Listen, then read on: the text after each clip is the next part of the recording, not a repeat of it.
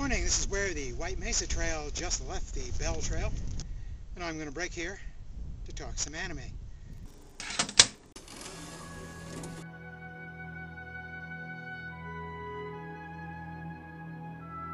Please Save My Earth is an interesting, mostly psychological sci-fi drama anime.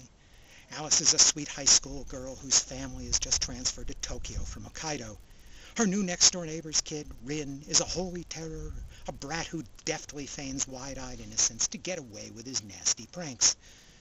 One day in the schoolyard, Alice chances to overhear two of her classmates, Issei and Jinpachi, having an odd conversation about a previous night's romantic encounter. Jinpachi is eager to correct Alice's misimpression that the two boys are gay, mostly because he has the hots for Alice himself. And Alice seems a tad poetically incorrect in her homophobia. The two boys explain that for some reason they share vivid dreams each evening, both living as scientists on a moon base.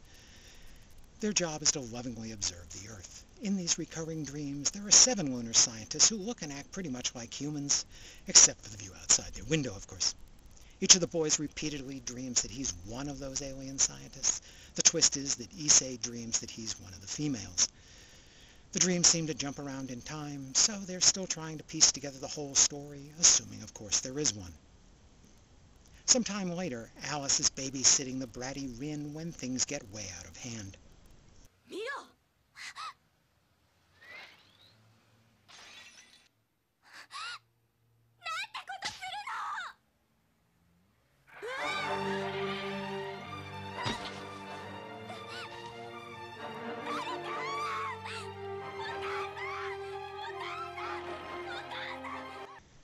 That was probably a lot more traumatic for Rin than it was for Alice, but Alice now has her own moon dream, which seems to be triggered by emotional stress. In it, she's another of the alien scientists on the moon, Mokurin, the moon dream's hot, blonde, planetary biologist. Mokurin's kind, loving personality matches well with Alice's, who also happens to be good with plants and animals. When Alice confides with Issei and Jinpachi about her own moon dream, they're enthused enough to start looking for the others, using classified ads. Soon they've got a fivesome, each a different one of the lunar scientists. The two newcomers have some new information, too, because their dreams seem more advanced and have been going on for longer. They've dreamed of several deaths on the moon, including their own. It seems this may not be some alien synchronicity or premonition of the future, but rather a memory of past lives. There are still missing lunars. One, Shion, is Mokurin's lover. From here, the story broadens a bit to include some different characters, several of whom are likely the undiscovered moon dreamers. More and more, the past lives are seeping into the current life. Past loves, regrets, rivalries, and some grudges. The lunar scientists seem to have some limited psychic powers as well, some limited teleportation, ESP, and that sort of stuff, and that may be manifesting in their reincarnations too. There's a subplot about using Tokyo Tower as a transmitter to try to contact the old lunar base, assuming they can dream up their old passwords, which shows at least one reincarnated memory is sufficiently decayed to replicate alien technology. Someone's keeping secrets, and not everyone is telling the truth about their moon dreams. As the teens' memories and psychic powers grows, reconciling their past lives with their modern ones is going to be a challenge. Soon there's psychic valiance to cope with, too.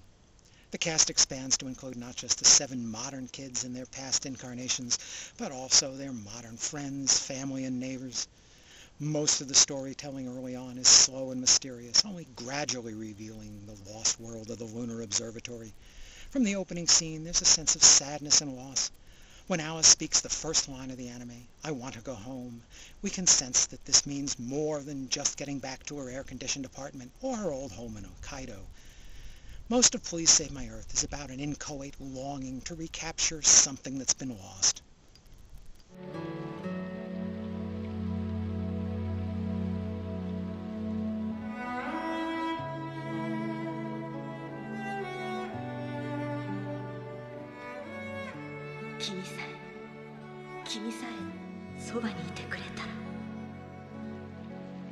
The anime isn't without missteps. There are a few instances of tedious and unnecessary exposition, such as in the very first episode when Issei and Jinpachi insist on providing a capsule description and briefing book on each of the 7 lunar residents of the shared dream. It's way too early in the story for us to care about all that information. Later, the anime seems to pick up the pace and become more action-oriented. At one point, it will introduce an Esper, a psychically gifted human who isn't an alien reincarnation, which sort of throws a new, extraneous fantasy element into the story late in the game. The anime has a central conflict, which reaches a climax in episode 5. The sixth and final OVA helps explain that conflict by looking back into the background of one lunar scientist back on the home planet before they all went to the moon. You might decide that Alien World looks way too much like late 20th century Earth in architecture, fashion, and scenery, and even cars, but that's really what it's trying to do. Besides, it has a huge alien cat hanging around. There's no dramatic, definitive ending to the anime, just a soft finale. It leaves a lot of threads introduced earlier just hanging, such as if Tokyo Tower could be used to contact the old moon base, and for what purpose. The OVAs just weren't long enough to let the whole story unfold. Of the Moon Dream's 7 inhabitants, only gentle Mokurin and her lover Shion managed to get any real screen time. Likewise, many of the modern earthly reincarnations are introduced and then ignored. Perhaps they originally planned to run the story for more than 6 episodes, and so didn't try to focus on a specific part of the original manga from the start. The Please Save My Earth OVAs were directed by Kazuo Yamazaki, who also directed Maizuni Koku, 5-Star Stories, and A Wind Named Amnesia. The art and animation, quite early production IG, is straightforward, but very pleasing to the eye. There's only one OVA that features any real action, and it's nicely done. The anime features nice background music from Hajime Mizoguchi, who also composed and performed for such titles as the old Toei OVA and the recent Jurosei TV series. Plus, it has some haunting and melancholy vocal pieces from Yoko Kanno. I rate Please Save My Earth as 3.5 stars. It starts as an engrossing, soft science fiction story driven by character and emotion. I'd really like to praise those OVAs more, but the anime series simply runs out of time before it can deliver on that early promise. It seems more an accompaniment to Saki Hiwatawa's manga than a complete story in itself. Mostly it'll make you want to read that manga, which isn't a bad idea.